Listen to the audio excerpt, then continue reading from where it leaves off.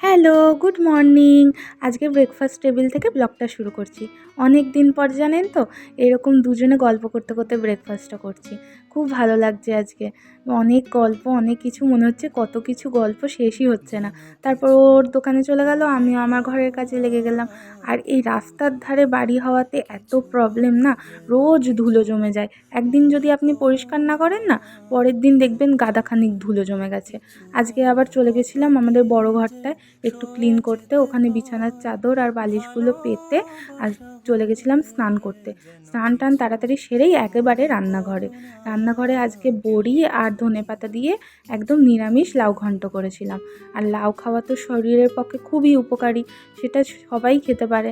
আর এখানে সর্ষে আর পোস্ত দিয়ে করেছিলাম ভেন্ডি। আর এখানে সব রান্নাবান্না কমপ্লিট। দাঁড়ান মেনুগুলো দেখিয়ে দিই। এই যে লাউ ঘন্ট, এখানে গরম গরম ভাত আছে, আর আলু সিদ্ধ তো আমাদের ম্যান্ডেটারি।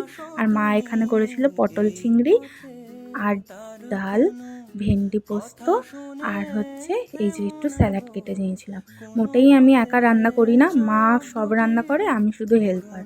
তারপর এখানে যে জামা কাপড়গুলো কেচেছিলাম ওগুলো একটু গুছিয়ে নিচ্ছি। আমি সঙ্গে সঙ্গে জামা কাপড় তুলে সঙ্গে সঙ্গেই গুছিয়ে দিই, এতে কাজটা না অনেকটা কম হয়। দুপুরবেলা তাড়াতাড়ি খেয়ে নিয়েছিলাম খাবার, কারণ সবার খাওয়া হয়ে গেছিলো, আমিই বাকি ছিলাম। বিকালবেলা হঠাৎ বাইরে গিয়ে দেখি, এ বাবা এইমাত্র তো রোদ ছিল, এখন এরকম বৃষ্টি।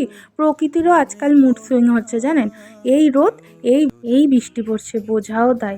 সন্ধেবেলা চলে গেছিলাম সন্ধে দিতে, ওই যে ঠাকুর ঘরে তো আমার আসা চাই। সন্ধে দিয়ে খেয়েছিলাম একটু স্যান্ডউইচ। তারপরই সন্ধেবেলা খেলতে বসেছিলাম লুডো। সেই ছোটোবেলার স্মৃতিগুলো মনে পড়ে গেল। সবাই মিলে লুডো খেলতে বসতাম। আপনারা এখনও কারা কারা লুডো খেলেন আমাকে কমেন্ট করে জানাবেন। আর এখনও কি লুডো খেলতে ভালো লাগে? আর ডিনারে সবার জন্য, সবার আবদারে বানিয়েছিলাম আজকে চাউমিন। আজকের ব্লগটা এইটুকুনি। আবার দেখা হবে অন্য কোনো ব্লগে।